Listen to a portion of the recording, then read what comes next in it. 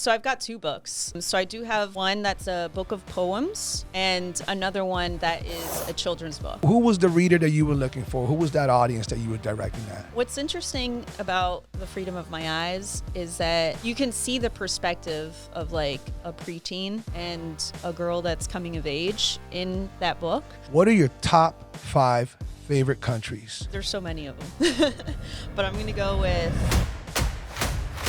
If someone had $2,000, that's all I got, Romina. I got $2,000. Where are you sending me? For $2,000, especially with inflation these days, I don't think you're gonna get very far, but it is still possible to explore and to do a lot of interesting things within our country in the US. But what do you think today's generation of creators gets wrong, and what do you think they get right? I think the first thing that they get wrong is thinking that they... What's going on, beautiful world, and welcome to another episode of the Black Sheep Perspective. My guest today has been to 81 countries. She published a book. She helped produce award-winning films. She appeared in Hollywood movies. She built a brand with thousands, if not millions, of followers online. But here's the wild part.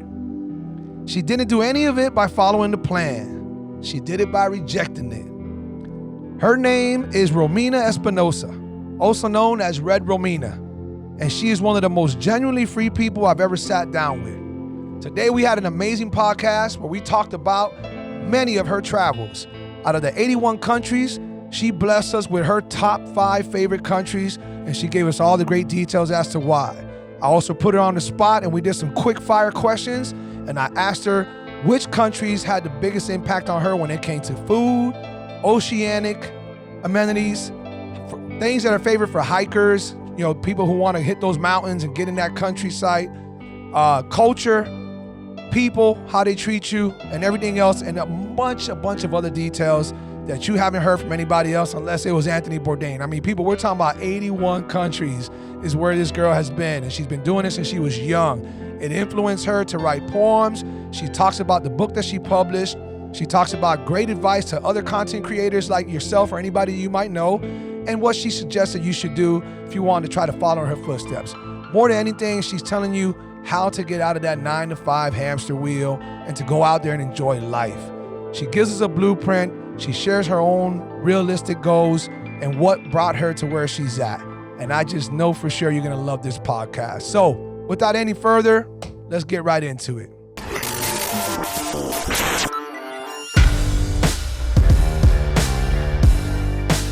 Romina, welcome to the podcast.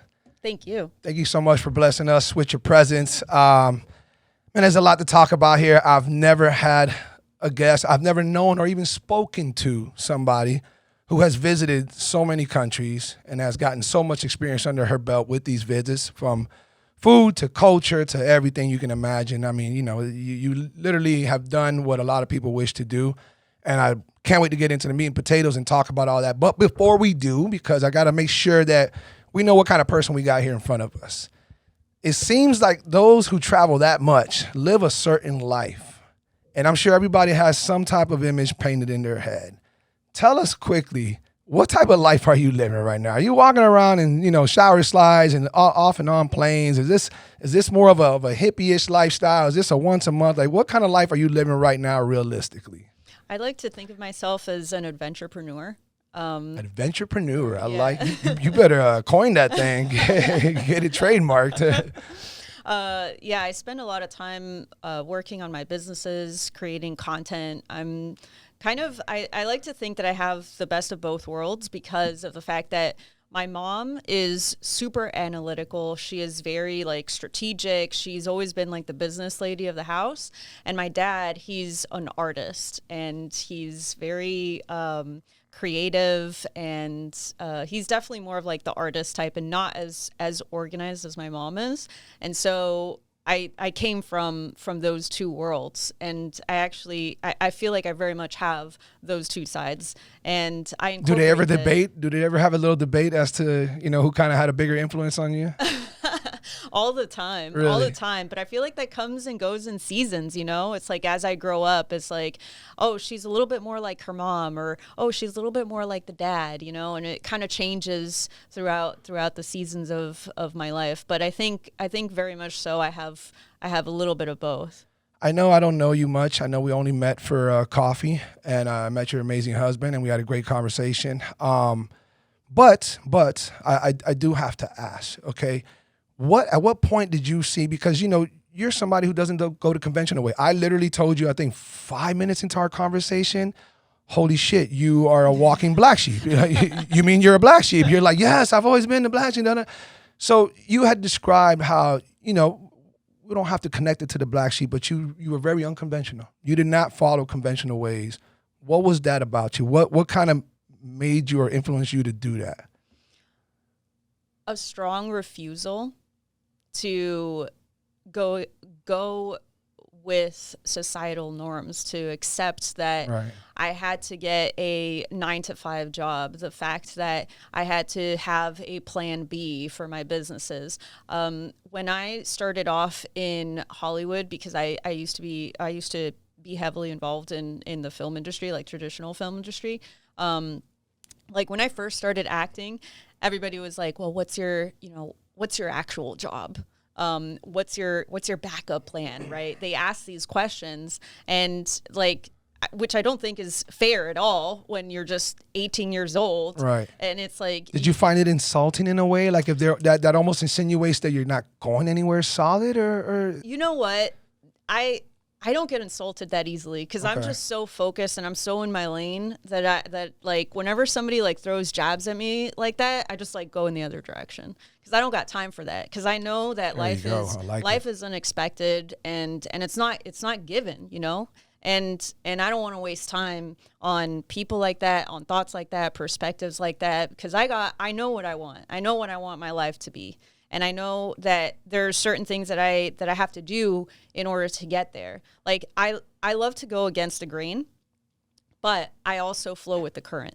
I like to do my own thing, but I allow life to take me where it needs to take me.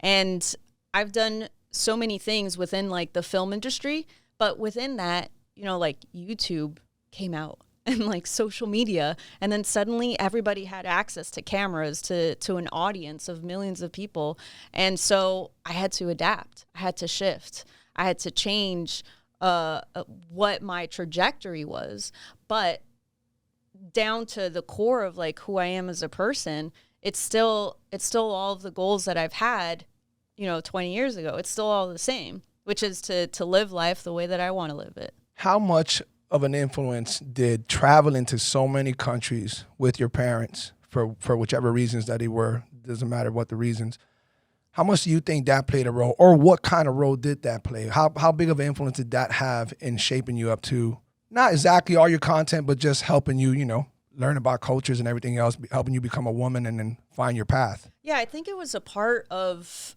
definitely influenced who I am today and influenced the path that I decided to take ultimately, because I mean, number one, I'm dealing with so many different cultures at any given moment throughout the year, traveling to exotic places, eating different types of food, and basically having to learn to adapt quickly, because like when we're traveling, there's no real time to like really kind of have second guesses, right? It's like if you're traveling, you kind of have to make decisions on the fly, and anything can happen, so you have to learn to adapt quickly.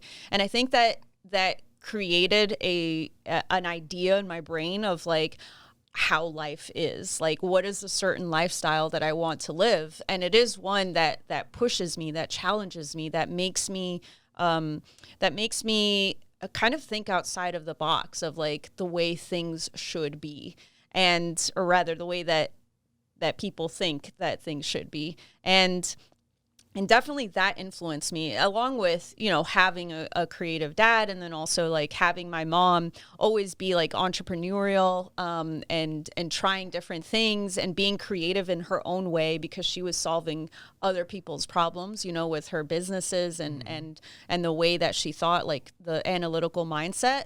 And so I think like I'm very fortunate because I came from a very supportive environment. I had a really strong support system with my parents, and not only that, but also, you know, friends and family and just the people that we had around me as I was growing up. They were always very supportive of the way that I wanted to live my life. And so I think that kind of gave me the impetus to like keep going and to live and lean into that lifestyle. I mean, that can never hurt when, getting support from family or anybody, you don't hear that often enough, and that's great that they were. And the proof is in the pudding when you get that type of support. You did great with it. So good on you, and good on your family and friends for supporting you. But you talk about all this with such a great energy, and you haven't even mentioned once, even though it's very clear through your path, that you've always dealt with ADD. Mm-hmm. And coincidentally, two past podcast guests in the last 3 or 4 podcasts were experts in that realm of ADD, ADHD, and different diagnoses and so on and so forth. Do you feel like that had a negative impact on you, or were you able to, kind of deal with it because of the path you chose? Or is that something that you still deal with and we just can't see it now?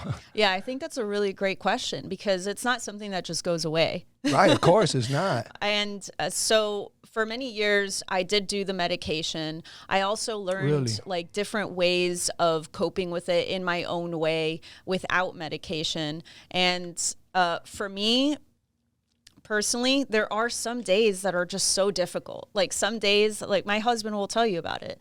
Some days I just you know what? Today I can't. Can you give me a little example? Like what is it that will kind of happen to you when you have a rough day dealing with ADD? Like what is it that are you noticing what it is you're dealing with? Or does your husband have to point it out? Do other people point it out? Are you conscious of it? Like what is it that's going on? No, I notice it. Really? I notice it. And I think it's just because of the many years of having to learn to deal with it and adapting every day towards those little kind of those moments throughout the day where I realize that like something is happening. Like, for example, something is like having trouble focusing or wanting to do so many different things at the same time and then ending up not doing anything at all. And I think that like, sure, a lot of people like go through that. I think, everybody's got those days where you are reading a book and you read the same sentence 10 times and you still don't get it, right? I think a lot of people go through that. But I think that for me, like what helps me is accepting that I'm just having one of those days and then being a little bit easier on myself. And again, having that support system where I can lean on somebody and then just say, hey, you know what? Like, I'm not having the best of days today. Like I can't do the thing that I want to do today, and kind of allowing myself to be okay with that and to kind of be easier on myself. I also like to have like spa days. So I give myself like at home spa days. Like I'll meditate in the shower. I'll do like a little steam room, light some candles, just relax. I think that's great advice, because for anybody out there who deals with that, maybe they haven't heard those tactics, or maybe they're too hard on themselves. And you do have to tell yourself, hey, we understand what we're going through. We understand our issue, and don't be so hard on yourself. That's great advice, Definitely, that was one of the advices that the doc was saying himself, that you have to accept that and not be so hard on yourself, because then it's just a spiral effect, domino effect into something else, and you start thinking negative, and that's where other people go into like depression and stuff like that. So speaking of things like that, one of the many qualities you have, you're also an author, and you wrote what was it called again? The Freedom of My Eyes. Freedom of My Eyes. Just the title by itself. Freedom of My Eyes. That is a great title. I don't know who suggested it. If you came up with it on your own, was it ChatGPT? But that's a great fucking title. Who were you talking to? Who was the reader that you were looking for? Who was that audience that you were directing at? So what's interesting about The Freedom of My Eyes is that the poems that are in that book I wrote mainly between the ages of 11 and 13. Wow. So there's a very, you can see the perspective of like a preteen and a girl that's coming of age in that book. And there's a lot of poems in that book that are not even about me directly, but more so an idea of me seeing the world around me and my perspective on those things. And I cover a lot of things in that book that I didn't really directly experience myself in my own life, but it's more of like my thoughts and what I thought about them and how I felt about those things. And it's just a collection of like all of those thoughts and those feelings. And when I published that book, I actually dedicated it to people who have ADD, Really? so that they can overcome their obstacles. Because to me, and like in my mind, like the freedom of your eyes is that title came. So there was no GPT back in the day. That's how old it was. When I wrote well, you said that. 11 to 16? 11 to 16? Yeah. Well, the book was published. I think I was 15 or 16 when the book was published. But the poems are like around like preteen, like early teenage years. Because I was just writing and writing and writing. I was writing every single day. And so when I came up with the title, the idea behind it was, I guess in my mind, what I thought was that even in your darkest moments, even when you feel trapped and even when you feel like there is no escape to whatever situation it is that you're in, whether it's physical or emotional, the one thing that you have is the freedom of your eyes. That's right. Which can either be like what you see or your perspective, your thoughts, your feelings. Right. Figuratively and literally. Yeah, nobody can take that away from you. Right. And I think it's like I designed like the cover of the book myself with like color pencils and stuff and like a little bit of paint, like MS Paint. MS Paint. Yeah. Microsoft Paint, guys. Before you get it all mixed up. This is before Midjourney and MS ChatGPT. Yeah, there was none of that. We had to earn that design. And like the cover of the book is like a pair of eyes that I drew that was kind of surrounded by geometric shapes and lines, and so I think it just kind of like makes everything a little bit cohesive. You mentioned I want to get back to the countries, but before we do that, you mentioned that you used to write a lot.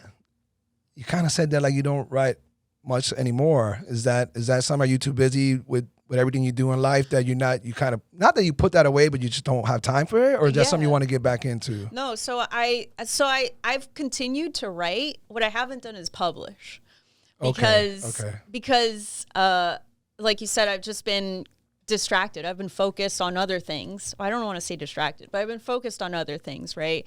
I started to work in the film industry. I was doing a lot of like TV and film stuff. And then with all of that, like YouTube and content creation and things like that. But I am getting back into it. I do plan on publishing something either later this year or next year. Excellent. So I'm excited about that. Good. It's just about doing the last finishing touches. It's about the last brush stroke, right? Okay. Just like saying like, okay, you know what? It's not perfect, but it's ready. Okay.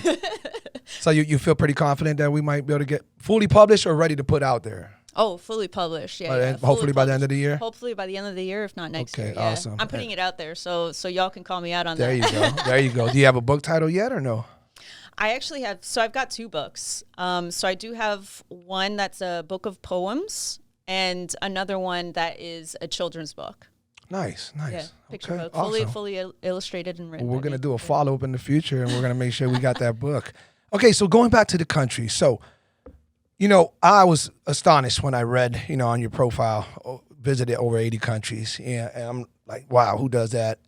What's the typical reaction you get from people, and what are the questions that follow up when people hear that? Okay, the first question that I get is, there's no way you're too young to have traveled to all of those countries. Yeah, pretty valid point. I mean, yeah. And then the second one is, aren't you scared?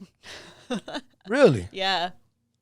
Interesting. Yeah. I wouldn't think that's what scared? someone. Yeah. What kind of protections do you take, like when traveling? And, I think that a lot of people have an idea of travel as being, like, there's still a lot of people who are scared to travel. You're right. And You're right. Unfortunately, but. I mean, there's people that haven't even left like the city that they were born in. Correct. Can you imagine what? I mean, geez, like it's tough. I don't want to discourage. Like I think everybody's got their own life of reasons for why they haven't like discovered. But if it's a minor fear factor, if it's a weird like what are you thinking? Like Taken? Like the movie? Like, is that what you're like? What are we thinking? I don't understand. What is it? Snakes on a plane? What are you fearing? Like, if you tell me you got afraid of heights and afraid of a plane going down because Boeing jets in the last 5 years, so on and so forth. Hell yeah. I was even telling my crew, I got a bunch of travel bunnies in my crew. And when the Boeings were having issues, like I think a year or 2 ago, I was like, hey guys, like really double check what plane you're going on and who you're flying with. I don't want to fucking hear about you passing, you know? So if it's that, I understand. But man, other than that, that's kind of wild that people hold themselves back like that. Yeah, but you know what's really funny is like, so I have a mild fear of heights. Really? Like I get a little bit of like vertigo when I'm up high, Okay. like in a skyscraper, like in a balcony and stuff like that. It comes and goes. Like I have seasons for that. But a few years ago, I actually had like hella bad anxiety when I was going on a plane. Oh, like for all of a sudden, like, and was it a long trip? No. But this was like, it was like a phase that I went through because like for my whole life, I never thought about it. Like to me, it was just like, oh yeah, plane is just like getting in a car. It's like no big deal, right? For some reason, something like switched in my neurons, and like all of a sudden, I was like, oh, by the way, Romina, you're afraid of heights. You're afraid of being on planes. It was like day and night. Really? And then that happened for like, I don't know, maybe like a year and a half, almost like 2 years, where it was like I was getting really, really bad anxiety when I was on a plane, like to the point of like being unable to breathe. And so how I got over that was through doing a lot of breath work and a lot of meditation. It's puzzling how it snuck up on you when you had already traveled plenty, and you traveled plenty when you were young. So you would think that any fear factor would be, oh, you didn't travel when you were young, that's why you're fearing it as an adult, but you actually did. And then how old were you when that started happening? I don't know. It must have been like late 20s, something like that. Wow. Yeah. Yeah, it was really weird. And but I worked through it because I was like, you know what? I mean, this is life, and I want to keep traveling. I need to keep traveling, like for work and for pleasure, and so there's no other option. I got to get through this. Well, you know, you come off as one of the best examples of somebody who needs to get out of the 9 to 5. You know, someone who, a lot of people, like, you know, world travelers, I'm calling you that, just, you know, I like the label. World travelers, you know, people envy it. People are kind of jealous of it sometimes. That's not what we're trying to paint here, but what they really want to do is they just want to have the ability to get off that hamster wheel, is what I really think. You know, it's not like the envy and the jealousy or they want to go to that particular country. It's just like, man, I wish I had the finances or maybe the no fear so that I can get on a plane or whatever it is. What's some advice that you give to those people who feel like they're stuck and you want to kind of encourage them, like, hey, there's some great benefits out of this, and whatever it is you need to do it? I think my first advice would be you have to start. I think it's that is the hardest part. Book one flight, get the hell out somewhere. Yeah. Or even take your car, drive somewhere. If you live somewhere where you're able to go somewhere down in like a few hours, just go somewhere. Because like I said earlier, like life is unexpected, you know, and you only got this one life to live. Even if you believe in reincarnation and reincarnate, that's another version of you. That ain't this one. Right. So you gotta do what you can do, and I think that part of the, like, if you break it down into a very like strategic standpoint, like thinking about it as what exactly is stopping you from doing that first trip. Right. Is it time? Is it money? Is it fear? Is it because you don't want to go alone? So like kind of figuring out like what are the things that are it's a great start. stopping you. Yeah, there you go. Because then you can actually address those things. Right. Because then it's like, oh, well, if you kind of don't want to go alone because like, you know, it seems kind of boring, or you seem like, you know, you don't really know what you're going to do by yourself in like a weird city, you know, book a flight with a friend. Right. Now I got to talk to the right people. Trip. Yeah. Right. Then you know that you got to come at it from that angle, right? If it's like a money issue, all right, what do you got to do? Do you have to like hustle? Yeah. Do a little side hustle for the summer? Save? Yeah, maybe save something, maybe sell something. Right. Right. Like what is it? Because if you don't know what the problem is, you can't solve it. There you go. So that would be like my first step, and then I think that like aside from that is like listen to what's inspiring you, right? So like sometimes when I find myself in a funk, and this is like. Sometimes when I find myself in a funk, I'll watch like The Secret Life of Walter Mitty. Who is that? It was all good until you said the name. Who the hell is Walter? So The Secret Life of Walter Mitty is a movie. It's based on a short story, but it's a movie with like Ben Stiller. Okay. And he basically works like this job and he drops everything to try to, because he has to like go get this thing for his job. And so he like drops everything on like this mission, and it's like a worldwide adventure that he goes on. And in doing so, he breaks apart like all of the layers of himself that he's built up over the years, where he's just like become a shell of a person. And so I think that like finding those like pieces, whether it's a book, a song, like listening to a motivational speech, like whatever it is that inspires you to move, I think remember those pieces of content and come back to them. Because it's like, you know, you got motivated once, you'll get motivated again by the same piece of content. So remember what those things are, because if that inspires you to get going, because it's not just the strategy, you also need the mindset and the heart, right? And so I think that reminding yourself of those things when you need them is what's going to help you to get moving, to get started. So we got two great key components. So one, the first one is most important. Address what the problem is. Why haven't you left? Why don't you have it in you to get out the house and have this little travel, this little whatever it is? So once you find out what that problem is, you can address it by fixing that immediate problem. And then the second part was make sure you kind of answer to what, like a calling, something that you feel, something that's really, I was gonna say tickling your pickle, but that doesn't go good nowadays, man. That was horrible. I'm gonna get some backlash for that shit. Don't clip that. Angelo, go ahead and put it on. I don't care. But you know, it's not everybody's cup of tea, you know, so you definitely have to adapt and choose what it is that moves you. And if you have something that you found in the past, hold on to that. Go back to it. Revisit that, right? Yeah. I like that. That's definitely a great start to help these people out. Sorry for the interruption, guys. But here's your friendly reminder. If you really want to show love and you're really digging this podcast as well as the other ones that I produce, please don't forget to hit that subscribe button, push that like, and why don't you share this with a friend or family member? Appreciate all the support, and let's get back to the podcast. All right, Miss Romina, I'm going to put you on the spot a tad bit, okay?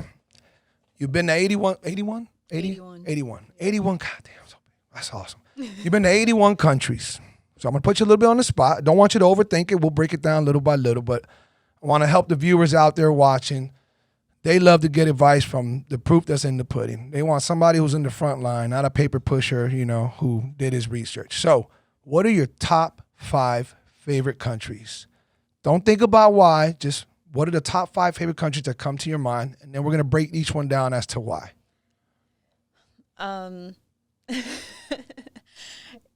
So it's there's so many of them, but I'm going to go with China, Pakistan.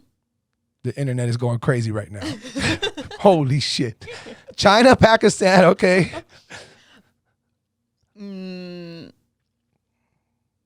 Ireland. Nice, okay. Oh, man. All right, okay, we got two more.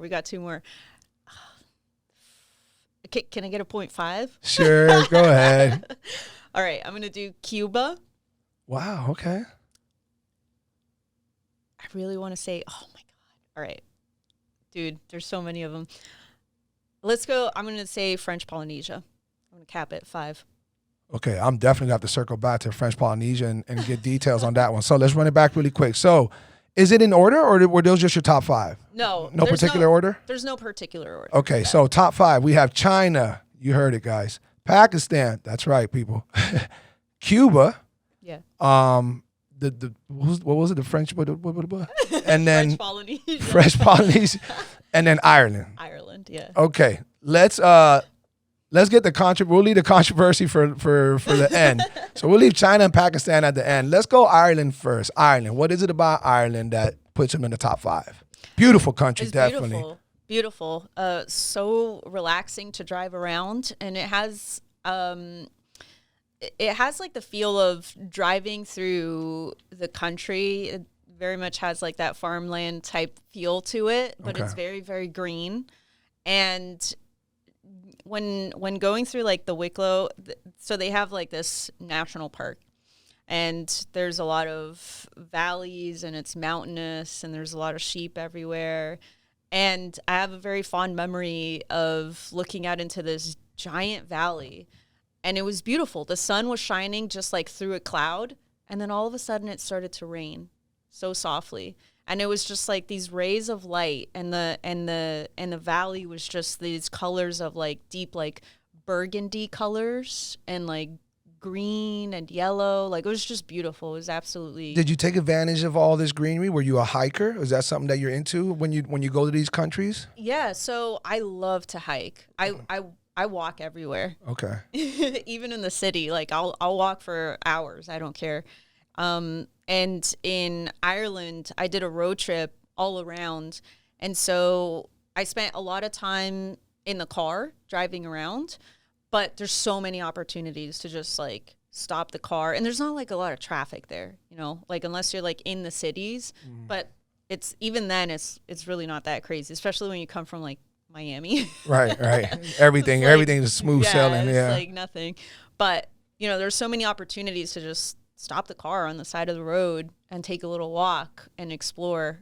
When I think Ireland, I can't put anything for food.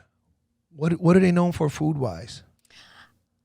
I mean, we know Irish pubs, we know fucking, we know beers. You know, that's why I said food. You know, Yeah, so pretty there's not a much. specific plate or something that they invented that they're known they got for. they got like the stews, they got the shepherd's Stews. pies. Okay, The shepherd's shepherd's pie. I love a good shepherd's Yeah, pie. yeah, Yeah. yeah. So that's hot over there in Ireland. Oh Okay. yeah. All right. Now, so Cuba, that is a great one. Okay, let's talk about that. I mean, I can see where there's a lot of reasons for it to be in the top 5, but please elaborate. Well, the people are wonderful, and I think there's so much resilience in the people that it's really inspiring to go there and talk to people and see how much joy they bring into any situation. And aside from that, like geographically, the country of Cuba, Yeah. it is so much larger than I imagined it to be. It was a country that I had heard of throughout my whole life, and I never got to visit until an adult because I'm Cuban.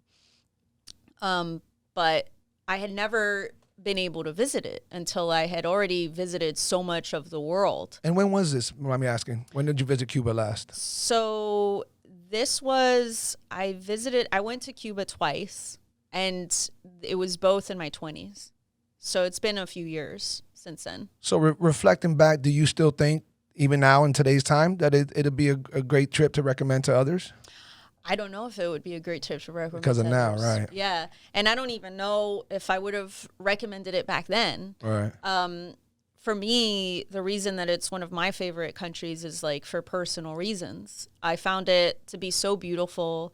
And I was just so impressed by the people, there's so much natural beauty in Cuba. Because when people think about Cuba, they think about like the touristy stuff, which is like Havana, Right. the music, Right. the cigars. They think about the cars from the 50s and the 60s. Yep. It's like, it's all the same thing. That's it. You just painted it. That's it. But there's so much more to Cuba. Like once you get out of Havana and you start to see like the real people and how they're really living, I think that like there's so much untapped territory there that's just like ready for Hopefully exploration. that the gates get open, you know, sooner than Yeah, later, yeah, and 100%. that'll be something that we can do without issues, and you know Cuba can benefit from it, and so can Americans who always wanted to visit it. Yeah, definitely. But okay, so that's definitely a high recommendation. All right, and then French Guiana Islands.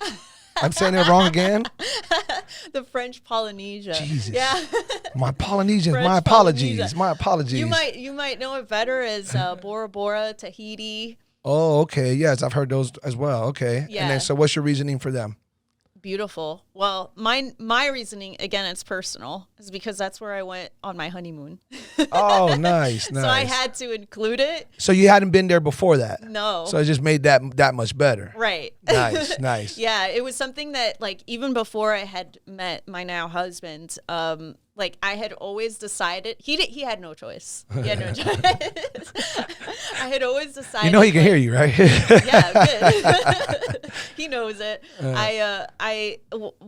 I had always decided, like, it was something that I made up in my mind. Where I was like, I don't care about the wedding. I don't care about the dress. I don't care about none of that. Like, my honeymoon, I need to go to Bora Bora, and I need to stay in a villa, in one of the villas. So one of their famous things, which I'm sure you've seen photos of or videos, is they have these villas that are on top of the water. Yes, I have seen them. Yes. So yes, what makes like Bora Bora and like a lot of the islands in French Polynesia so special is that there's a lot of lagoons. And so what happens is that this water is beautiful and crystal clear. And there's really not a lot of danger for architecture to be built on top of these lagoons. And so you have a lot of structures like that, where you have like the houses and stuff on stilts and things like that. And so my dream was always to stay in one of those villas for my honeymoon. Like, that was it. That was like tops. I was like, I don't care about the wedding. I don't care about none of that. Did you guys get great weather? So what's funny about that is that these villas are hella expensive. Ooh. Yeah. So we only stayed in one of them for one night. Because I mean, you did what you wanted, you know? Right, because I was like, I wanted to reserve, because there's so much to do. Like, we went swimming with stingrays. Nice, we went, like snorkeling with waters. So this is definitely something you want to tell people when they visit, that you get to do all this, you know? 100%. Whole lot of island life stuff to do over there. Dude, we were doing, like, ATVs, like, through the mountaintops. Nice. Like, it was a wild time. It was like an adventure. So, like, when you guys, like, think about, like, my honeymoon, like, we weren't, like, sitting on a beach, like, drinking, no. Like, there was no pina coladas. Like, this was, like... You know what, Romina? I don't understand how people do that so much. Like, me and my brother talk about this a lot. Like, I get the whole vacationing thing, you know, kick your feet back, you know, catch a buzz, get some sun, lay out on the beach. But goddamn, wherever it is you're going, you're paying all this money. You're going there just to be what, lazy? You paid all this money just to come over here and be lazy? Like, don't you want to, you know, what you said, you know, four-wheeling, whitewater rafting, canopy, walking, you know, hiking these beautiful, you know, terrain that you've never seen, rainforest that you've never seen, might never see again. Like, you guys did it the right way. Oh, That's yeah. good. It was action-packed. Like, we were getting up, like, 6 a.m., going to bed at, like, 10, 11 p.m. Like, it was a packed day. Sweet. But what was funny about the villa was that we only stayed there for one day. And the day that we stayed there... Oh, it rained. Friggin', there was, like, a monsoon. Like, it was crazy. Fuck. But it was on and off. So it was actually, like, an adventure. It was beautiful to see... like the natural landscape of this island changed throughout the day between like super sunny, like crystal blue waters to like gray and then like windy and sideways rain. And then, can I tell you something? Actually, being in the villa that night and feeling the rain. Best night of sleep. Game over. Yeah. Game over, bro. That was it. Like, I dream about going back to that moment in time. But that's awesome. For sure, awesome. like going to French Polynesia, like just because it was my honeymoon, but also because there's a lot of history there. And the food was really nice there too. Like, it was really good food, and the people were. Where's it so located, by the way? What kind of geographical location are we at? Bro.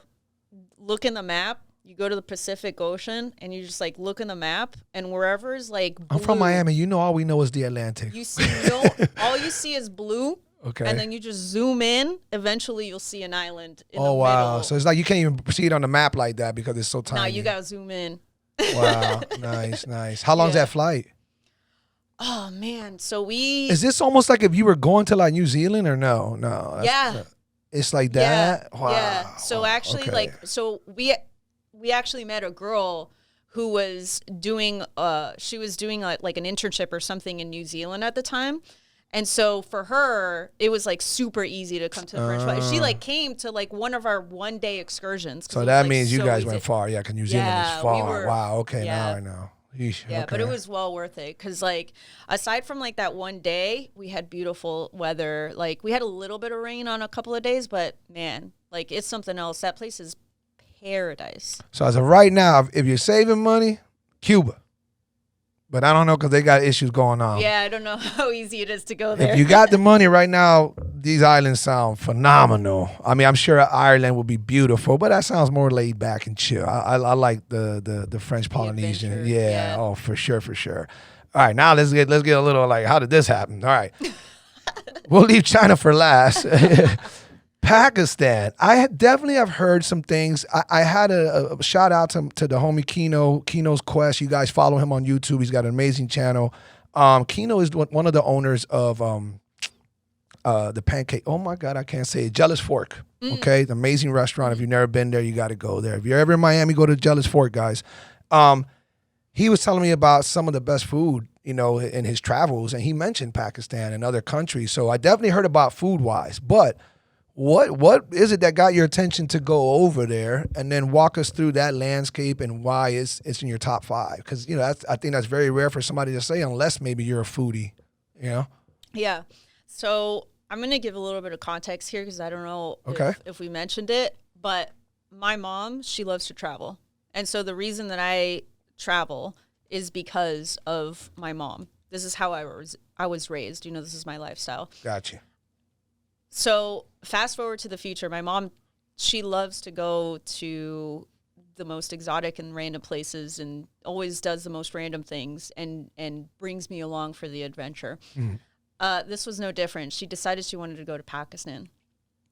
And so I came along and I wanted to make a video about it where I incorporated AI into like some of the things that we did and kind of to give that angle for the video for like my YouTube channel, because of the fact that it was like at the time like ChatGPT had just come out, so it was just like a thing I wanted to incorporate it into the video. But I was going to go to Pakistan anyway because of my mom, and for her it was just like one of the countries that we wanted to visit, just because she hadn't checked it off yet, pretty much. Okay. Yeah. All right. Yeah, she's wild. I mean, why not? She so one of the things that she has taught me is she said, do the hard countries first. Now that you're young, do the countries that challenge you first. You got time when you're older and it's a little bit harder, like physically, mentally, maybe it's a little bit harder. Do the easy countries, the ones that everybody goes to like get lazy. Right. Do those later. Okay. Do the hard countries now because you're fit, you're young, you're adaptable. It's great advice. Yeah. And so there's a lot of countries that I would still love to go to, but that are a little bit, easier to travel to, in terms of like proximity, maybe just like the luxury, and Pakistan is definitely not for the faint of heart. It's a difficult country to travel to. One of the most dangerous roads in the world is in Pakistan, and we went on this road, and it is extremely dangerous because is that okay? Go ahead. Because of what? It is on the side of a cliff. Oh, and basically the road is so narrow and just winds through the mountain ranges. And it's just like a major highway that everybody has to go through if you're going to go to Pakistan? Yeah, it's the Karakoram highway. So it's literally a highway. And so you will have like delivery trucks. You'll see like trucks there like full of like 100 chickens, like all kinds of vehicles are going back and forth. And then sometimes the roads are so narrow, you can literally stick your hand out the window and touch the other car because that's how close it is. Wow. And everybody's got to go slow. And there's a lot of it that's like not paved. And it can get like really dusty, especially like in different seasons. It can get even more dangerous, right? Romina, you're scaring people away. Dude. This is one of your top 5. This is why I was a little shocked. So convince us. So once we get through this death trap of what you're talking about with all this dust in my lungs and I'm fucking wiping windows as they walk by, what is the good part of this? So once you get to like the Pasu region, like when you get into so Pakistan also has one of the highest mountain peaks in the world. I don't know if it's like the second or the third. Don't quote me on that because I'm not like one of those crazy hikers that are like going to like skin up mountains. I'm not going to be doing Mount Everest anytime soon. But it appeals to to that crowd. Right. So the Okay. people who like do Mount Everest and stuff, like they do that. Okay.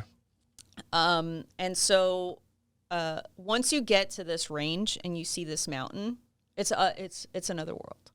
It's something that I have never felt in my life because I've seen a lot of tall mountains.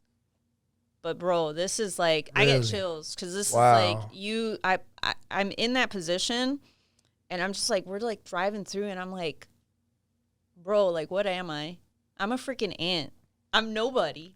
Is that what it was doing to you because it's so ginormous, or was there a particular detail to the landscape that just set it apart from all the other ones? Because there's like almost nothing better to look at than beautiful mountainous landscapes, right? Like that's just, my God. I think about it, I'm like, ugh. How did this one beat out all these other great postcard type, landscapes of mountains? Well, is it just because it's that big? Yeah. I think, number one, I was very fortunate that when we went there, we were blessed with incredible weather. Blue skies, clear. We could even see the top of the highest peak, which is something that you usually can't see because of the clouds. And number two, just the height of like these mountain ranges and going through them, you can really feel just how small you are. And then number three, so one of the things that's emblematic of that region is the yaks. And so the yaks, they kind of look like, if you don't know, they're like, they kind of look like cows, not cows, but like bulls, right? And they're like really hairy, like they got like dreads. Yeah, that's right. Do they have the curved horns or no? They do. They do. Okay. So you go through these ranges, and then you see like just like a herd of like yaks like walking through, and you're like, man, like I'm lucky to be alive. Like I'm so blessed to be here in this time. It just kind of, it humbles you. It humbled me. Anyway, I don't know. When was that one? That Pakistan one? How long ago was that? So that was, all right. So it actually was, I think it was 3 years ago because it was within the first year that I was dating my now husband. Okay. And then I remember telling him, I said, hey, so I'm going to go to Pakistan with my mom. And he was like freaked out because he started to like do research of like, what are the things to do in Pakistan and all that stuff. And then he was like, get kidnapped. Right. So I showed him like, I gave him access to my location while I was there, Good. And then he's like looking at the map and he's like, oh, she's like on Karakoram highway. Like what is this? Like this road that she's on. And then he like Googles it. It's like, oh my God, she's in like one of the most dangerous roads in the world. He's like freaking out while he's like just like stalking me on the map. But yeah, so that was but the irony, that your mom just, hey, you want to come on this trip with me, and she happened to just choose this random country because she hasn't gone there yet, and this ends up becoming one of your top 5. Yeah, I had no idea. Dope. I had no idea. I honestly, like, to me, like, I didn't even think about it. Like, Pakistan wasn't even like in my radar, and like I just ended up going. Now I loved it. The people are beautiful, like in terms of like physically, and like they are so nice and like serviceable, and it was something that like I didn't expect. Like literally, I would go through the most random village, and I was like, dang, like these people, like they're like actually like they look like models. Really? They're like in the middle of like nowhere. Wow. Like. And it's impressive, It just makes me appreciate life and people so much more because we're surrounded by beauty everywhere, That's one of the biggest beauties of traveling. And I'm not going to speak hypocritically because I'm not a travel bunny, but I know that that's one of the common things that you hear so much. When you travel to these other countries, it really grounds you. It humbles you. It makes you appreciate what you have here in America. It makes you appreciate how far your dollar goes, even though we're pissed off at inflation and gas prices. And it also tells you that, there's something else behind these countries than what you see on the TV screen, So I think all that, if you're a well-minded person, it just changes you. It changes you, you know, and I can see why people like to travel. One of those big reasons. Yeah, 100%. It does change you. It influences you, like not just during the trip, but also when you come back as well. I mean, for me, and because I'm going to circle back to the beginning of the question, you're talking about food. And in Pakistan is where I've had the best rack of lamb of my life. Best rack of lamb. Best rack of lamb. And I bring this up all of the time. Like now, bro, like there ain't no other rack of lamb that stacks up to this rack of lamb. And was this like a specific restaurant, or it's just because the lamb was a real lamb that just got chopped up off of somebody's backyard or whatever? I don't know. I don't ask questions about like the source of the meat, but for sure, top plate you've had. Yeah, like that's their specialty there in Pakistan. They make like you can see the lamb, like when you see the lamb, you know, before the deed is done. Yeah. It's like man, they're juicy. It's funny how you I see what you're trying to say. Yeah. Just lay it out there. Listen, I saw that thing before they slaughtered it, and that motherfucker was eating good, man. And boy, that's what you're trying to avoid saying, but I get you. Hands down. Like you go to a restaurant here and they give you a rack of lamb, and it's like literally like smaller. It's like so small. It's like a tiny little like thing, and I'm like, bro, what is this? Take this back to the kitchen. Okay, so look, we got landscape. For the most part on Ireland. We got beauty, landscape, people, food, and the oceanic surroundings of Cuba. We have all those same things probably multiplied when we're talking about the French Polynesian islands. And now we have a mountainous landscape that's like no other, you know, landscape that's almost like no other because that's just very different. I don't even know where you find that type of Middle Eastern landscape, you know, and then the best rack of lambs ever and surprisingly some gorgeous people. Yeah. And everybody treated you nice. Okay. And now we're at China. So tell us how did China get into this top 5 if you're not over there buying fucking techie devices? So I went to China before people were using smartphones. Okay. So this was a long time ago. I'm sure that now it's even more impressive. But for China, one of the things that impacted me the most when I went to China was the fact that they have so much of their culture that is thousands of years old ingrained in their everyday life, in their everyday modern life. That was something that I just hadn't really seen in a lot of other countries beforehand. And when I think about like other countries, they're all so new, relatively speaking. But when you go to China, it's like you're looking at buildings that have been around for thousands of years. One of the oldest, yeah. Like how? How did we do that? How did we build that? You know, you see like these structures, these palaces, these temples. It's insane. And then you go over to like a city like Shanghai, which is like one of their most modern cities. It's literally like something out of Superman. It's wild. Like the architecture that they have, the skyscrapers that they have.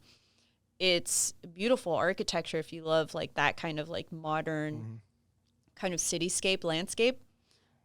And I think the juxtaposition of those two kind of time periods just coexisting in one country was very interesting to me. So to see that such old cultural ways is still implemented in a modern day setting, and you're very enchanted, enticed, and mesmerized by the amount of technology and advanced stuff that they have going on over there. Is that safe to say? Yeah, it was pretty much that. And this was even like I said before, the smartphone. So I can only imagine now right. Yeah. what it's like, especially because so much of like our tech companies are creating stuff over there that it's like I can't even imagine what it's like to be there on the ground day to day today. Sorry for the interruption, ladies and gentlemen. But if you're really liking this podcast, as well as the others prior to it, please do not forget to hit that subscribe button, push that like, and go ahead and share this with some friends and family. Thank you for all the support. And let's get back to the podcast. Okay, Romina. So you've educated us a lot. You definitely helped a lot of people out there, these travel bunnies, you know, in certain countries. I don't know how far they're going to go with China. If you're a business person, probably. Listen, it's nothing against China. It's not like I got anything against them at all. Love my Chinese people. I just have several friends who have gone over there for business reasons, entrepreneurs, people who are trying to sell products, develop products, people who were into the clothing line, and they went over there. And it's all they can say is, bro, it's the biggest culture shock. It's unreal, you know, it just everything. And, you know, and they did mention how people shit in the middle of the streets type stuff, and things of that nature. You know, that was all. It's not like there was bad mouthing. So I just wonder, man, for someone to go to China to like enjoy it, it's a special person. That's why when you put it on your top 5, I was like, how did that happen? You know? Yeah, well, because I'm not planning on living there. Yeah, that's true too, you know? So, okay, but now we're going to go through some quick fire questions, okay? So I'm going to ask you some questions, and I want you to just one answer only, okay? It's not going to be anything crazy, but we're going to go run through it. All right, here we go. Best country for food, not restaurants, not actual cuisine, of the culture. You're gonna say it, Pakistan. Yeah, I was gonna say Pakistan, but I feel like I should have a different. Well, we know that. Okay, so the rack of lambs from Pakistan is top dogging over there. What's another one that would come to mind? You know, Spain, great food. Okay. Yeah. Any specific food? Just in general. So I think just in general, yeah, because they got like I'm not really like a fan of like paellas, but the paellas are great, and then also like the tortillas. How are you not a fan of paella? What's wrong with paella? What don't you like about a paella? Okay, here's what I just don't like wet food. Oh my god, I like it when it's wet too, dude. I mean, I like it dry too, but I like the wetter version of paella. Yeah, that's funny. Hey, I want to hear from you guys. If you're a paella fan, what version do you prefer? Do you prefer it a little bit drier, or do you like it when it's a little wet, you know, within the whole contents of it? Okay. All right. So, best terrain for hikers, campers, or people who want to disappear into the nature. Where are you sending them? The United States. Really? Yeah. Holy shit! But you mentioned islands of countries, and you think the United States has better terrain for all that? Yeah. Nice. I think it's really diverse. There's so many national parks here. So I've visited over 300 national parks and monuments, and the amount of first like the history that is surrounding these places, and then second of all, there's so much diversity in terms of like mountain ranges and creeks, rivers, canyons. There's a lot to explore here. And I think that, like, for anybody, even for people who are from the United States, like, there's so much that they haven't explored probably. And it's so accessible because we can go to it. We can just drive to it. I know, man, we've been focused on these 81 countries, and I completely forgot. You've over 300 national parks. Yeah. So I've been to 49 of the 50 states. And I would say, like, I haven't been to Alaska. That's the one state that I haven't been to yet. And almost all these states, because I know someone's going to ask me, was there drive-bys, or did you stay there at least a few days and enjoy it type stuff? Majority of them? Both. Both, okay. Yeah, both. Because so I've driven around all of the U.S., and a lot of it was, like, staying there for extended periods of times, like exploring the states, exploring regions of the states. Some of them are more than once or twice, going, like, repeats. And so I think that, like, even just looking at Alaska and just seeing, like, the photos of it and videos of it, I can already tell that there's so much there in terms of, like, hiking and terrain and exploring nature. Right. And I haven't been there. So I'm including that as well in my answer of, like, the United States. I just think that there's so much diversity here in terms of. It's a great answer. You really could have answered so many other countries, but really that's a great answer. We have it right here in our own backyard, and we fail to realize that. Like, we really have amazing landscapes to visit all right here in our backyard. Yeah, I love the U.S. Yeah. Good for you. Okay. You know this one's coming. So, best oceanic destination. Best waters, best coastline, best underwater life, just best ocean culture. Where is it at? Oh, shoot. I feel like I shot myself in the foot because I already said French Polynesia. That was it, yeah? Yeah, I feel like that's so close. That one is. Have you done down south? Hello, Australia, Great Barrier Reef. No, I haven't. Oh, I would love to go to Australia, okay. but I'm waiting to go to Australia. Like I need to spend time in Australia because I want to go camping and like do the outback, and I want to do a lot of excursions there that I think is going to take up time. And also Australia is pretty expensive. Yeah, because everything is like imported and it's just kind of expensive to like McDonald's over there is like high end cuisine from what I've heard. If there's an Australian product out there who wants to sponsor Romina, I know, right? Let's get on board. She give her some gear. She'll pay her flight. She'll put it on blast for you. Yeah, the thing about going to like because it's so far, like for me, right? It's like the trip to go over there is so full day, right? Or a day and a half. Yeah, it's like I don't know, 18 hours, like something crazy like that. So like going over there, I wouldn't just go to Australia. I would also try to like hit up like maybe Fiji, maybe New Zealand, like on the way. So like stay for an extended period of time because of the fact that it's like so hard to like get over there in the first place. We're talking about like at least 3 weeks minimum, right? That's nothing. Minimum. You're thinking a couple months, huh? Yeah. No, you're not wrong. You're right. There's like so much, dude. Yeah, I got to do like the whole Lord of the Rings thing and New Zealand, like hit up all the beaches. Lord Fiji. of the Rings, I love it. Dude, we got to do all. I forgot this that's where it was stuff. filmed, right? Yeah. They have like Hobbiton. They have like the little Hobbit village and everything. Yeah, I got it. It's a list. Yeah. I haven't hit it. So I'm sure that once I go there, that might also influence my answer.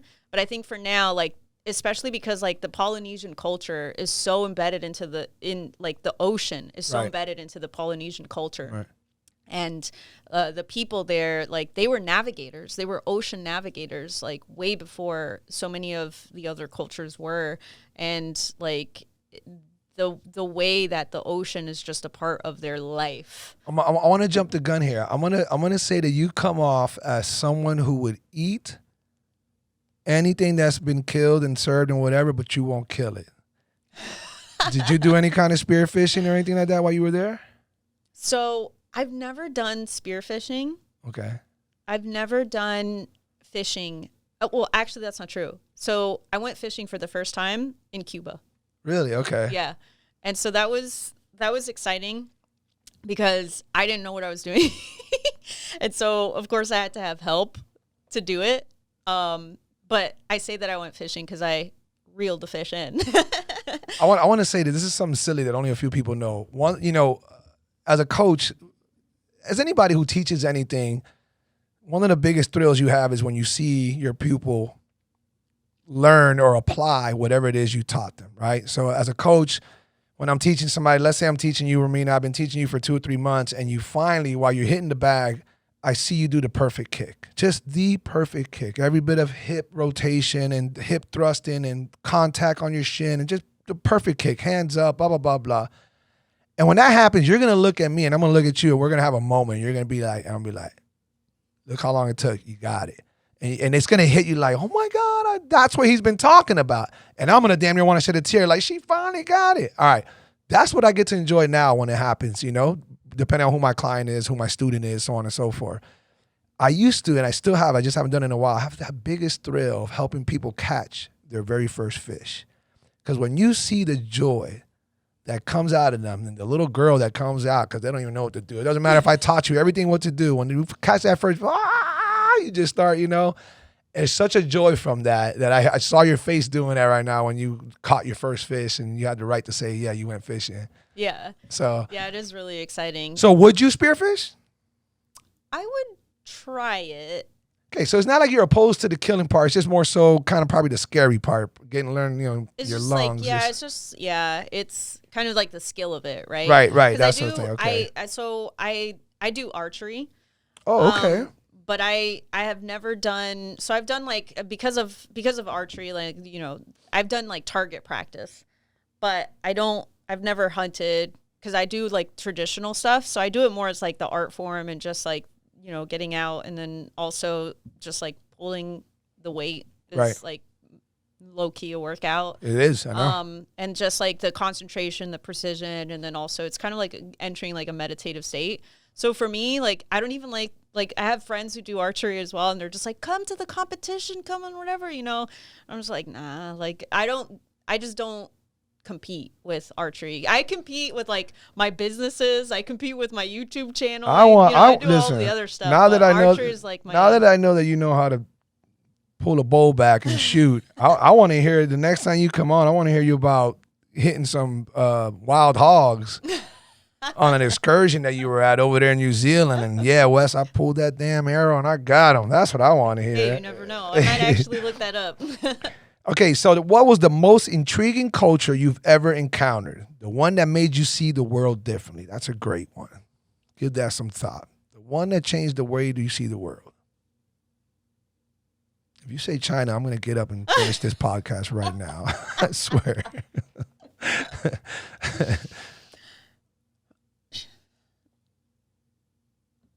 You know, I think that's a hard question to answer because there's so many takeaways every time that I go to a country. I think there's something to say about going to a place where you see more of the people like living from the land, right? And that changes my perspective a little bit. Going to a place where there's so much like going to the French Polynesia and seeing just how much the ocean is so incorporated into their culture, right? And so I think that there's so many little takeaways from all the different places that I've been that it's hard to really just like pinpoint one because so many of them have influenced and changed the way that I think about life. That's a good, honest answer. Then there isn't just any one country, and that's a great answer. Doesn't have to be. And that makes total sense, to be quite honest with you. I'm sure if you gave it some deep thought, there'll probably be some little, but it'll probably be more of an actual experience, something that happened at a specific country that probably changed your view, not so much just because of the country itself. So I think that's a great answer. All right. Most underrated country that nobody talks about, a hidden gem. Faroe Islands. Faroe Islands, and where are they at? So Faroe Islands is close to Iceland. It's only a couple hours away. I've heard beautiful things about Iceland, by the way. I did. So Faroe Islands is like Iceland in terms of like the terrain because it's very like Arctic, but it's very green. So it's kind of like Ireland in a way, where there's so much of that like feeling of like the greenness and the nature. But Faroe Islands has a very low inhabitants. And so there's not a lot of people who live there. And so there's a lot of untapped nature that you get to explore. And it's relatively quick. Like you really only need a few days. I think I was there for 3-4 days, something like that. And it was more than enough time driving around. Yeah. Faroe Islands. Okay, mark that one down, girls. That's never heard that one. I like it. All right. If someone had $2,000, that's all I got, Romina. I got $2,000, and I'm trying to get away for 2 weeks. Where are you sending me? Where are you from? Like, where are we starting from? I guess let's just say somebody from the States. You know, are you trying to send them out of the States, or are you going to say, nah, you know what, keep that $2,000 and you need to rock out over here? That's what I was going to say. Yeah, that's why I was that makes sense. Yeah, that's why I was asking, like, you know, it depends on where you're from, right? Because I think, like, for $2,000, especially with inflation these days, I don't think you're going to get very far. But it is still possible to explore and to do a lot of interesting things within our country, in the U.S. Like, when one of the most unexplored places I feel like in the U.S. is the Havasupai, which is Indian reservation in the Grand Canyon. So it's actually in the Grand Canyon. Wow. And so in order to get there, there's certain permits that you have to get. You have to get these permits to go into Havasupai.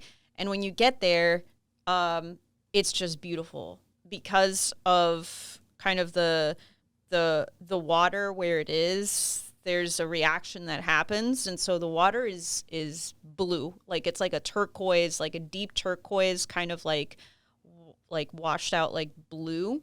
And it's very vibrant. And then you have like the red rocks of the Grand Canyon contrasting against it. So I think that there's a lot to explore here, and you can easily go there no matter where you are. If you just like grab a car and drive there, you can go there for under $2,000, you know, and you're seeing something. It's a natural wonder of the US. But yeah, I think like outside of that, if you're fortunate enough to be close to like the Faroe Islands or be close to Iceland, like going to any place in Europe for under $2,000 is well worth it because of the history. There's so much history that's there, you know?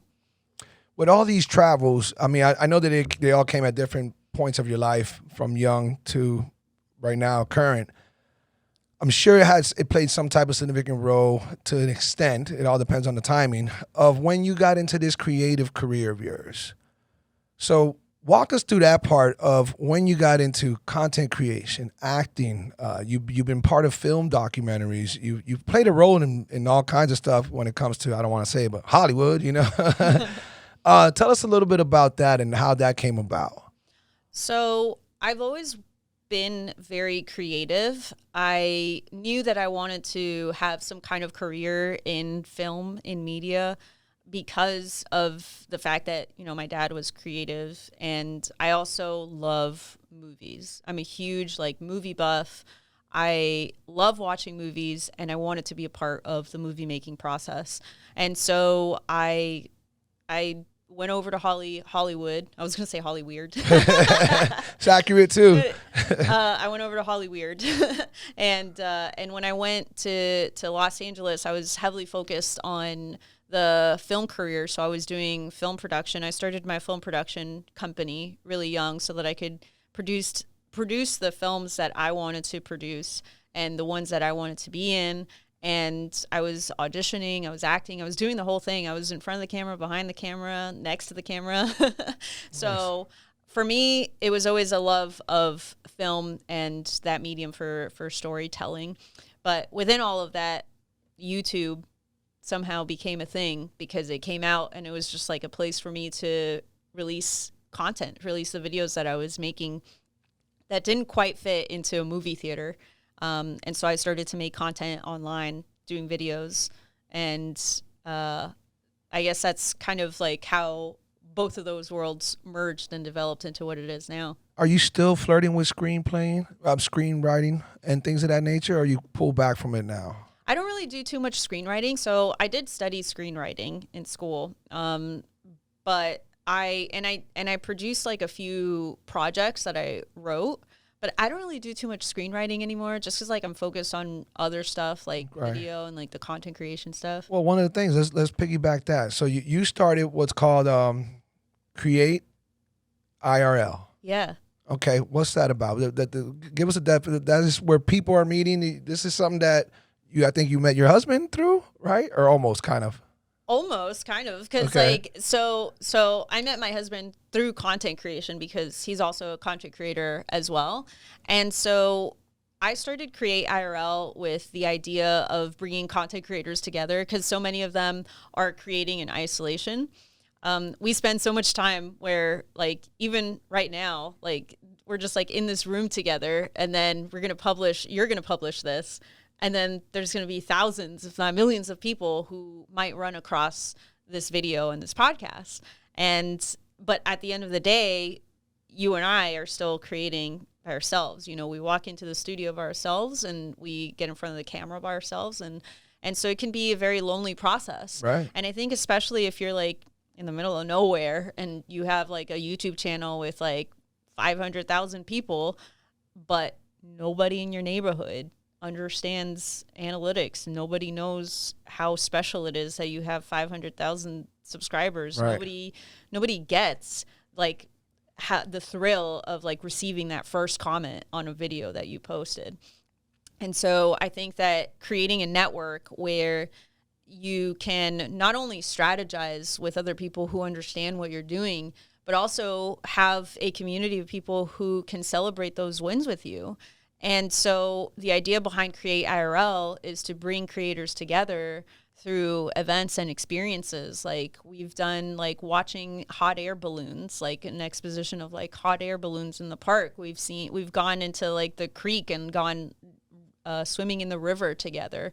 And all of this is like people who are bringing their cameras and they're like vlogging the experience, taking photographs, they're photographing each other, like using each other as models. And like, it's a very experiential event because we try to focus on creating events that creators will want to document and share with their audience and collaborate. So you help develop a community or you help bring together a community of content creators, like-minded people who get to network and establish friendships and who knows anything else as well. And then that's pretty much kind of the basis of that? Yeah, it's pretty much an events platform. So we just we host events and we make it possible for these people to meet. Because so often I hear people say like, oh, I don't really know anybody. I don't really know anybody who's doing what I do. I could use the help. I could use the feedback, but I don't know anybody. I'm not big enough. All of these things that it's really just about like not having that community accessible, and we've made it accessible for them. Ladies and gentlemen, if you find yourself liking this podcast, please don't forget to subscribe, hit that like button, and why not share this with a friend or family member? We appreciate all the support. Let's get back to the podcast. All right, Romina, so I got a great one here for you. So you've been at this for years, and you were at it before the internet made it easy. Makes you feel old, right? Yeah, why are you starting it like that? You put your ass out there earlier when you said, I was doing this before YouTube came out. I'm like, oh my God, Romina know how old she sounds right now? You'll see when you watch the podcast. The internet definitely made it easier to be a creator nowadays. But what do you think today's generation of creators gets wrong? And what do you think they get right? I think the first thing that they get wrong is thinking that they can do it alone. Oh, it's great. There you go. Good one. Yeah. I think especially now, there's so much that's accessible now in terms of like technology, camera, and now with AI, we think that we can work solo. And I think that to a certain extent we can. But I think that what so many creators are lacking now is, number one, that group of people who they can strategize with and get real feedback from. Two is listening to their audience or their customers. I think that so often and I do this too, is we really underestimate the value of just asking. Yep.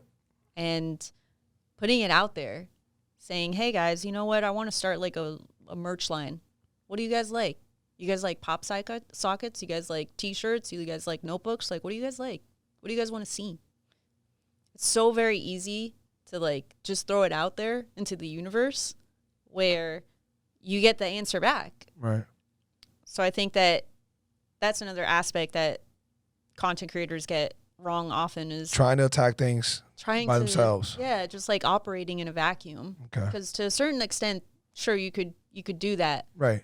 But I think that in order to level up, to get to that next level as a content creator, if you really want to build a creative empire, you need to have a team.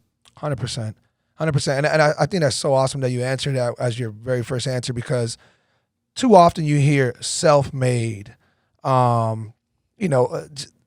It's so bullshit. There's so many people, so many things that need to align in order for things to work out.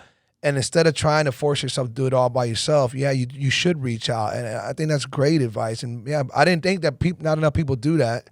But you pointed out, yeah, it makes total sense. I mean, shit, I've been a one-man team for a while, so I don't want to be a hypocrite. But you do got to reach out. I do have an editor. I do have a manager now, and so on and so forth. And that's when things got better. When I did all that, delegate and got somebody to help me and looking for a mentor, So great advice on that. But what do you think they're doing right? I think one thing that they're doing right is, I think now more than ever, is coming at it from a strategic standpoint. Like looking at the trends, doing the research, kind of following what is like, so very often I will see content creators who will see something like pop off on their channel and then they try to like replicate it. Yeah. And I'm like, yeah, that's it. Let's go. Like, you're in the flow. So I think that that is something that more creators are doing right these days, just because of the culture and people know that that's what you got to do. Right, right. Yeah, well, hopefully they're opening their eyes to it now. But then sometimes I can bite them in the ass too because they try too hard and too quickly to just replicate, and that's not your thing. You know, it's good to, I guess if it's a topic maybe, or if you see a path of what works for somebody else, you want to do that. Like we were talking about Diary of a CEO earlier. But at least being keen to what's happening, the trends, what's hot topic, and then implementing your own swag, your own, style to it, then yeah. Yeah, definitely. and it depends on what your personal goals are too. Like, what are your goals with your channel? Because if you're doing like a, personal brand channel and then some random video pops off, then that's not your personal brand channel anymore. Like right. you're changing things up. So if your goal is like to monetize, then sure, yeah, monetize it, but realize you got to make a personal brand channel. Like the other day, I'm part of a few like mentorship groups, and there was this girl that was talking about her channel popping off, and she had a few viral hits, and she had gone viral with like random like funny meme type videos, but she hid all of those videos, and then she decided to start making like a physical product. And then all of her videos were now about like that physical product. So she was trying to sell to an audience of people who were there for memes. It didn't work out because of the way that she had pivoted. And so like she was asking like, why is it that people aren't buying any of my products? It's like, well, no, because they didn't want that product. Right. They were there for memes. Like, they followed her because of that. Yeah. And so I think that, yeah, being like super mindful of where it is that you want to go, like, if you went viral for memes, then yeah, you got to keep doing the memes. Like, you're going to have to make another channel, So you've had your hand in many cookie jars, okay? A lot, almost a jack of many trades, same thing. And it's all been revolving in some shape or form of creation. You created your poems, you created your book, you had your significant roles in screenplays and certain videos, movies, everything. And then of course content creation on a general basis of all sorts. And I think you've approached that even in a few different ways. With everything we've talked about, and even right now what we were just discussing, what are some other good valid points or advice that you would give content creators? We're not talking about the regular, advice that you hear all the time with all these people on YouTube, but no, someone that might be in your niche, your field, or looking to start getting into content creation. What are some good bulletin points that you think can help anybody out there who's thinking about getting into content creation? I would say lean into the nonlinear life.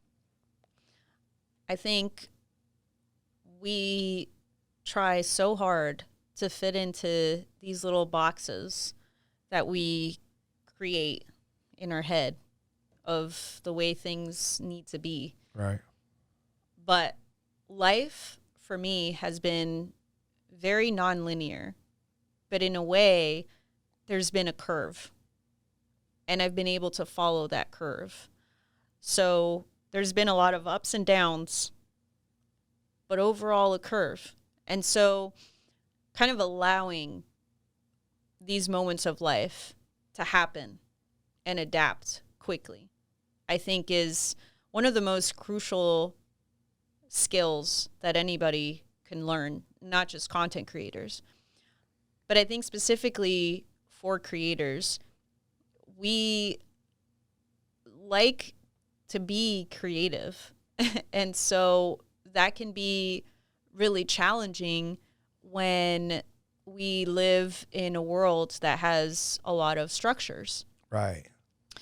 And I think kind of thinking about life and your career from a non-linear standpoint and allowing that non-linear lifestyle to happen can make it so much more easier. You can release so much stress and so much frustration by just accepting the fact that things don't really happen. Like, you don't go from like here to here just by like following this. Like, you're going to go up here and then you're going to go down here and then over here and then over there. And then somehow you end up exactly where you need to be in the time that you need to be. So are you, I don't want to say it for you, are you kind of leaning on the be patient with it and stop thinking that it's just going to be, you know, a simple path to take? Yes, to the second half. Okay. It's hard to tell people to just be patient. I know, of course, right. That's why I said roughly. I'm definitely not patient. I'm a Capricorn, and so I'm very ambitious. Like, somebody once described me to me as a goat on the top of a mountain, and once I reach the top of the mountain, I'm already looking at the other mountain and then trying to think about how I'm going to scale that mountain, and then it's just like a process that keeps on repeating. But for myself, like, just coming to terms with that and then saying, okay, so I am the goat who's just going to continuously be scaling mountains. Cool. All right. That's my process. So while I'm scaling the mountain, I have to really like center myself and realize, like, oh wait, this is my life. I'm going to be continuously like scaling mountains. That's my path. And so I do agree with what you said, where it's like, it's not so much about patience, but like kind of allowing things to just happen, and navigating all of that. Do you think that people, you know, I've seen mixed answers on this next question. Do you think that people should not get into content creation if they're not passionate about it? Or would you say, no, you don't have to be passionate. You can look at it as a business perspective, follow the trends, learn how to make the right type of videos, the hooks, the this, the that, and then choose and then pull the trigger? Or you don't think that lasts long enough? You need to have a certain amount of passion. You need to have a certain amount of love for what you're doing, what type of content you're creating or you know, hovering around. I think you need to be passionate about business. Oh, you meshed them together, okay? Yeah. All right. I think that if you aren't passionate about, let's say that you're making videos, if you aren't passionate about the videos that you are making, like the videos themselves are not the art for you, then you need to be passionate about the process of content creation, because it is not for the weak heart. It is very challenging to do. There are so many moments where you are going to see somebody who has succeeded in doing something that you have been trying to do for years. Yeah. You're going to see somebody who has not succeeded and has been doing it for longer than you. I don't know which one hurts more. Right. And I think you have to. That's great. I see what you're doing there. Right. This person's all the way there. I want to be this person. God damn, they've been doing longer than me, and they're still not. Where? What am I at? What am I doing? Right. Yeah. It really puts things into perspective. Yeah, I get it. And so you have to be very strong-willed. That's right. And I think that if you are not ready to be doing something for free for a few years, then don't do it. It's going to be really hard. So word of advice is, motherfucker, you're going to have to maintain a job. Don't think that this is going to pay bills and all that until the future. Be responsible about it and understand that you're going to go through a couple years, 3 years, unless you got lucky like the person that you mentioned. It's going to be a struggle. So they do have to have a balance with life outside of that. Don't just go straight into content creation. I think deciding, like, is this a hobby or are you going at it as a business? Right. Okay. Because if it's a hobby, then cool, whatever. You don't have to be. I mean, if you're not passionate about it, then I don't know why you're doing it. Because usually you have to be passionate if it's a hobby. Right. So hopefully you're passionate if it's just a hobby. Because it is fun. It is something that can be so fun and so rewarding. Like, I got to have a life-changing experience in Africa with cheetahs, which was something that I had never thought about, like, in my life. Like, to me, I'm just like, cheetahs, like, I don't really care too much about, like, cheetahs, you know? But then I found myself, like, within close proximity working with cheetahs because of the fact that I was doing content creation. And so finding myself in these experiences and having these life-changing moments because of content creation is something that no amount of, like, paycheck can ever replace. Right. There's no money, there's no monetary value to the experiences and the opportunities that I have gotten because of content creation. So if you look at it from that angle, then it's something that is like, you think about that, and that's like, why wouldn't I be passionate about that? Right. But of course, you know, we also, I mean, I like money. Right. Yeah, like of course. money. Yeah. Yes. I like, you know, I like sometimes the put good the heart aside and chase the experiences, green. right? Yeah, You know, I get it. Yeah. Someone's got to pay for the villa in Bora, Right. Bora, right? So it's like, you gotta, and I'm business oriented. I'm very good. entrepreneurial. Like you said, like, I've walked many paths and I've had many different businesses over the years. And for me, like, I'm very passionate about that. I'm very passionate about solving problems. I'm very passionate about being creative. And so I do think that it is important to come into it with that perspective where it's not just about being passionate, like, oh, well, I like taking photos, or I like, you know, I like writing, or I like making videos. It's like, okay, well, is it just a hobby, or do you want it to be, or do you want to make money from it? Because if you want to make money from it and you are not coming into it with the strongest of passions ever, then you are going to start being very frustrated and very disappointed when you don't see a paycheck within the first 6 months. That's right. So I think coming at it, being very strategic about it, where it's like, okay, what is my goal here? What am I actually planning to do with this? Because that's how burnout happens. It's because you're doing something you don't want to be doing and expecting results from something that you don't want to be doing. And just, that's wild that you just said it and you used that term burnout. My very last podcast guest is an addiction expert, and he specializes in people who burn out. And you know who the majority of his clients are? Successful, wealthy, powerful entrepreneurs who burn out. And that's who he's dealing with. And it's because they probably chase the money rather than the passion, you know? So, yeah, it's a hard balance, and it's something that you definitely got to take in consideration, but that's amazing advice for sure. You know, from somebody like you who's people who have experience, that's where the wisdom comes from. And so many people don't get the opportunity to have certain experiences, traveling, doing certain things because of whatever their life entails. But you have, and your advice really holds a lot of water. You've traveled, you've seen multiple cultures, you've eaten great food, you've eaten shitty food, you've seen a bunch of everything. Here you are, you got a great life, you got a husband, you know, and things are going pretty good, but you still got your struggles, you still got your up and downs, nothing's linear, like you said, you know, you're still figuring things out, you're adjusting as well, your husband was too, we had a conversation earlier about stuff. What's some good worldly life advice that we would tie this podcast up with, that you would tell somebody out there, someone who's stuck on that hamster wheel, someone who doesn't go against the grain, they follow the herd, you know, someone who is, life's all right, but that's it.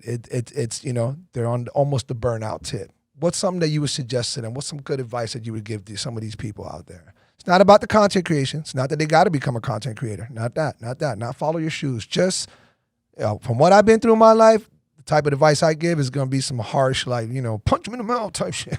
Because of what I've been through, you know, and that's why I got certain advice that I have.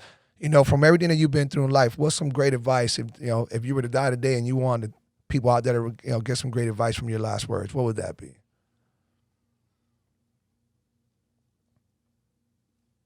Number one, practice gratefulness. Yes. I spend at least, I try to every day practice some form of gratefulness, whether it's by writing something down or just when I'm meditating, thinking about myself, thinking about what I'm grateful for that day. Or I'll just like ask my husband, I'll be like, hey, what was your favorite part about today? And kind of reflecting on that and living in that moment. Because anything that you do after that, whether you quit your job, decide to buy an airplane ticket, or decide to pursue content creation, none of that matters if you aren't thankful for everything that comes as a result That's right. of your actions. And so I think that that's number one, is creating that base level. And then number two, building on top of that, is do something different than what you're normally used to doing. I think that people, they'll see a life like mine and they see my videos and they think that in order to have an adventure, in order to live a fulfilled life, you need to travel thousands of miles, spend 20 hours on an airplane, ride on the back of a camel in the middle of the Sahara Desert in order to have a life-changing experience. Right. But a life-changing experience can happen at home. That's right. And you just have to be open to it. You have to be looking for it. And I think that in terms of somebody who is still working a job, let's say a 9-to-5 job, they have to clock in and clock out, figuring out what can you do when you clock out. Because something that I talk about a lot is, like, I started a thing called Reject 9 to 5. And the idea behind the movement wasn't to be like anti 9 to 5, but rather anti 9 to 5 culture. Like, your life is not just the mind frame, going to work, right, coming back home. What happens in all those other hours in the day? Like, what is it that's bringing you purpose? Is it your family? Is it spending time with your kids? Is it going out on a walk with your dog? Is it hiking? Maybe it is a YouTube channel. Maybe it's a little Etsy shop that you have on the side. Maybe it's going to church. There's so many different avenues that you can take, but it all starts with doing one thing that's different from your everyday life. So you could learn a new language, take up crocheting. I don't know, like, you just have to find the one thing. Gratefulness, and find something that you can do that's different. Do something different. Yeah, do something different, because that's what's going to kickstart everything. Right. Right. But without being thankful for what happens after that, it's meaningless. I love it, especially the gratefulness. I've always been thankful, and I've always practiced gratefulness, but not in a mindful everyday. I want to put this into the universe and give thanks, and I'm not a religious person, but I do put it. I'm just I speaking to myself, and I'm like, and any and everybody else who's listening that can hear these thoughts, God, gods, aliens, you name it. I'm just putting joy and peace and love out there, and I just want to say how grateful I am for where I'm at right now today, doing a podcast with Romina. Like, you're gonna get a shout out on my thankful prayer later on tonight. Like that's what I do. So it's a great thing, and it does keep you grounded and reminds you to to be grateful for where you're at. So you'll never go wrong with that advice. And you've had great advice the whole podcast, Romina. If I can recite some of it, all right, top 5 countries you guys want to go to according to Romina. Don't get mad at me, get mad at her. Follow her and send her the messages. You got Cuba, good call. You got the French Polynesian Islands. That sounds like a great call right there. You have Ireland, great landscape, beautiful people, all that stuff. Don't think about food. You're going to get like pots of soups and shit. What was it? You said stews. You get some good stews over there in Ireland. Believe it or not, Pakistan for the #1 best rack of lamb ever. Best rack of lamb ever. That sounds very accurate for some country like that. That's nice. That's enticing.